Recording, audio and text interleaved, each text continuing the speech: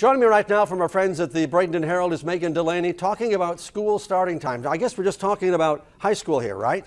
Yes, this change is only going to affect 3 out of Manatee County's 6 traditional high schools. And which 3 are those?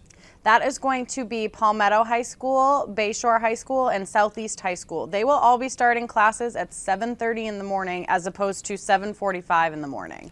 You know, it's interesting because in Pinellas County, you've got high schools that are starting at 7:05. Can you believe that? That's very early. Okay, so the schools that are starting at 7:30 are going to have what they call less traditional schedule. Please inform me, what is a less traditional schedule? Well, right now and in most recent years past, the Manatee County schools have been on a block schedule. Most high school kids will know exactly what I'm talking about. They have 1 short class in the morning and then 3 longer classes throughout the day, and they have an A day and a B day where they rotate.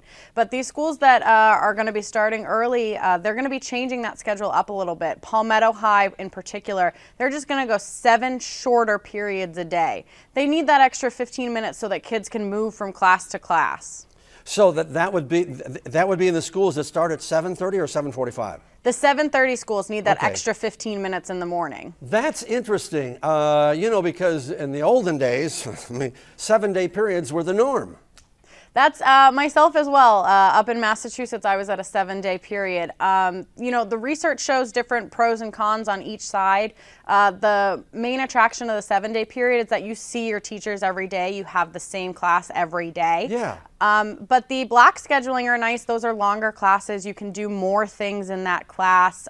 Teachers can get a little bit more creative with their lesson plans in that sort of sense. But I do remember because I think all of my kids were in the A-B situation, and I could never figure out whether it was an A day or a B day, even though we had marked them on our calendar. So that got to be a little bit confusing. So the difference in the starting times is that's only 15 minutes. So you would say, why is there a 15-minute difference? They need those 15 minutes so that students can move throughout the hallways and get to their different classes and not take away any instruction time. So did they get the input from the teachers or the students? Were there anybody given any opportunity to say why this is good or this is bad as far as students or parents or teachers? Well, the different schools, the 3 schools that are doing this, they all started working on this back in January, seeing sort of how this would work, you know, what things they might need to change, transportation, food service, and the teachers and the school communities, the school advisory councils called the SACs, approved of this decision. Now, I know schools are big on numbers. So do they have a metric, and of course we know they do, to evaluate how these programs are going to work? And is this kind of on an experimental basis, or is this something they want to adopt permanently?